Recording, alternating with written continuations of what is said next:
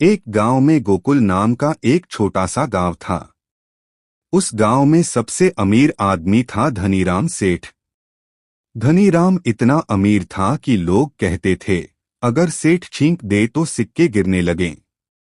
लेकिन जितना वह अमीर था उतना ही मजाकिया और अजीब भी था। धनीराम सेठ को दिखावा करने की बहुत आदत थी।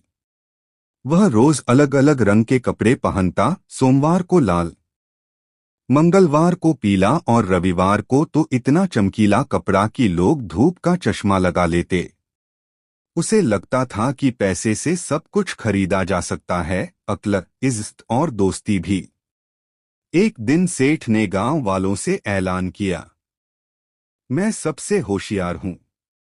अगर कोई मुझे बेवकूफ बना दे तो मैं उसे 100 सोने के सिक्के दूंगा। गांव वाले एक दूसरे का मुंह देखने लगे। तभी आगे आया कालू, गांव का सीधा सादा लेकिन बहुत समझदार किसान। उसने कहा, सेठ जी मैं कोशिश कर सकता हूं। सेठ हंस पड़ा, तू? अरे तेरे पास तो चप्पल भी एक ही है। अगले दिन कालू एक थैला लेकर सेठ के घर पहुंचा।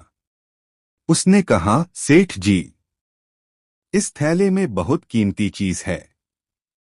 इसे सिर्फ वही देख सकता है जो बहुत बुद्धिमान हो। सेठ का अहंकार जाग गया। उसने तुरंत थैला खोल दिया। थैला खाली था। सेठ ने घबराकर कहा, हाँ हाँ मुझे दिख रहा है। बहुत बढ़िया चीज है, कालू जोर से बोला। अरे सेठ जी, अगर आपको दिख रहा है तो आप वाकई बहुत बुद्धिमान हैं। आसपास खड़े गांव वाले हंसने लगे। किसी को कुछ दिख नहीं रहा था, लेकिन सेठ झूठ बोलता रहा। तभी एक बच्चा बोला, अरे थैला तो खाली है। सच सामने आ गया। सेठ शर्म से लाल हो गया।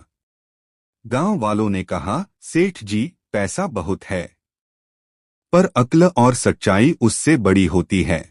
धनीराम सेठ को अपनी गलती समझ आ गई।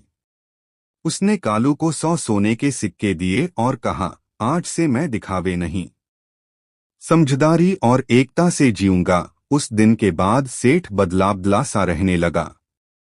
गांव में सब मिलजुल कर रहने लगे और गोकुल गांव हंसी खुशी का गांव बन गया।